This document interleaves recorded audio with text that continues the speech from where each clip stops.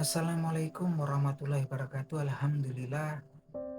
Selamat pagi para seluruh yang saya cintai dan semoga dicintai oleh Allah Subhanahu wa taala.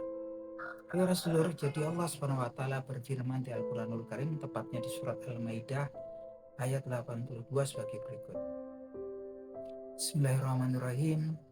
La tajidanna asyaddan nasi adawata lilladzina ammanul yahud waladina asrafu wala tajidana aqrabahum mawadatal lilladina amanul ladina alladzi qalu inna nasyara, yang artinya sebagai berikut: kalian akan mendapati manusia-manusia yang keras, yang besar sekali kebenciannya kepada hamba-hambanya Allah yang beriman. Mereka adalah kaum Yahudi dan orang-orang musyrik, dan kalian sungguh akan kemudian mendapati orang-orang yang sangat dekat persahabatannya pada hamba-hambanya Allah yang beriman adalah mereka yang berkata, kami adalah orang Nasrani.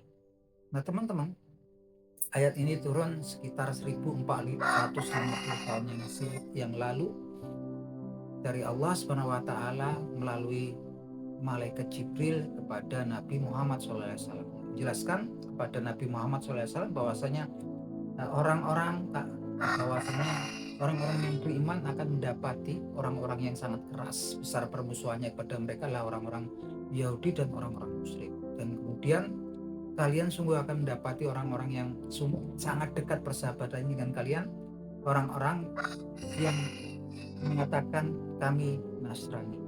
Teman-teman, sekarang sudah hampir 1450 tahun yang berlalu dan kita mendapati faktanya terjadi ya teman-teman. Gimana kemudian kita tahu bangsa Wahyudi itu pertikaiannya memang kemudian kebenciannya sangat besar dengan orang-orang yang beriman. Di mana-mana terjadi konflik ya, seperti di Palestina, kemudian di Syria, di Lebanon, ataupun terakhir di Iran atau Irak. Dan walaupun kemudian orang berpendapat, oh itu kan orang Syiah, oh orang ini kan orang aliran ini. Terlepas dari itu ya teman-teman, mereka juga adalah saudara-saudara kita.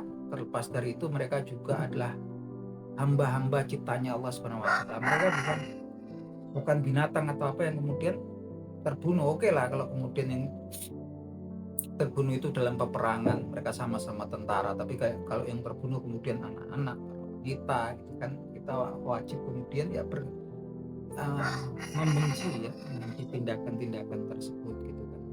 Bukan kemudian kita menghalalkan, kemudian kita justru senang kan mereka orang Syiah atau apa gitu kan. Oke, kalau memang pasukan militer ketemu militer, oke, ini orang-orang sipil. Tapi lagi-lagi fokusnya bahwasanya Allah jauh-jauh hari telah menggambarkan bahwasanya salah satu dari takdirnya Allah Subhanahu wa taala ya, memang kemudian garisnya Allah Subhanahu wa taala yang diberitakan kepada Nabi Muhammad. Dan ini terbukti ya teman-teman, bahwasanya permusuhannya memang konflik ini sudah lama sekali gitu kan, dan dengan berbagai macam alasan mereka kemudian memang mengambil pembenaran untuk menyerang negara-negara yang memang mayoritas penduduknya musyrik. Ini teman-teman, lagi-lagi ketika ayat itu turun, bangsa Wahyudi itu belum banyak, mereka masih bertebaran ya, karena waktu itu juga kampung halaman mereka di yang sekarang Israel itu dia dikuasai bangsa Romawi ya teman-teman. Mereka sebagian tersebar, salah satunya di sekitaran kota Madinah ya.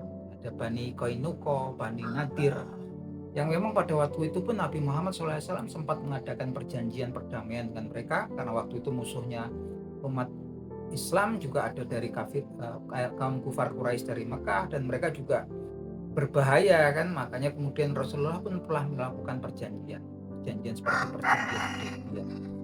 Tapi memang kemudian kenyataannya mereka selalu suatu kaum yang selalu melanggar perjanjian. Itu fakta sejarah, dan Allah sudah mengatakan, menggariskan bahwa ternyata mereka itu adalah sangat keras permusuhannya, sangat keras kebenciannya. Mereka adalah orang Wahyudi dan kaum musyrik. Kaum musyrik itu kaum yang memang menyembah selain Allah Subhanahu wa taala. Dan saat ini memang kemudian terbukti ya, event-event besar yang terjadi di saat ini terbukti, teman-teman. Dan memang kemudian kita sudah tahu dan memang kemudian sudah menunjukkan taringnya, menunjukkan kekuatannya, maka dibilangkan mereka akan melakukan, orang bangsa Yahudi akan melakukan kerusakan besar di muka bumi sebanyak 2 kali, dan mereka akan datang dengan kesombongan yang sangat tinggi, dan mereka akan datang dengan kelompok yang lebih besar, yang besar. Nah, ini saat ini kan memang punya kelompok besar ya, menjadi suatu negara gitu kan. Artinya kalau kita ngerunut itu, apalagi yang kita raguin?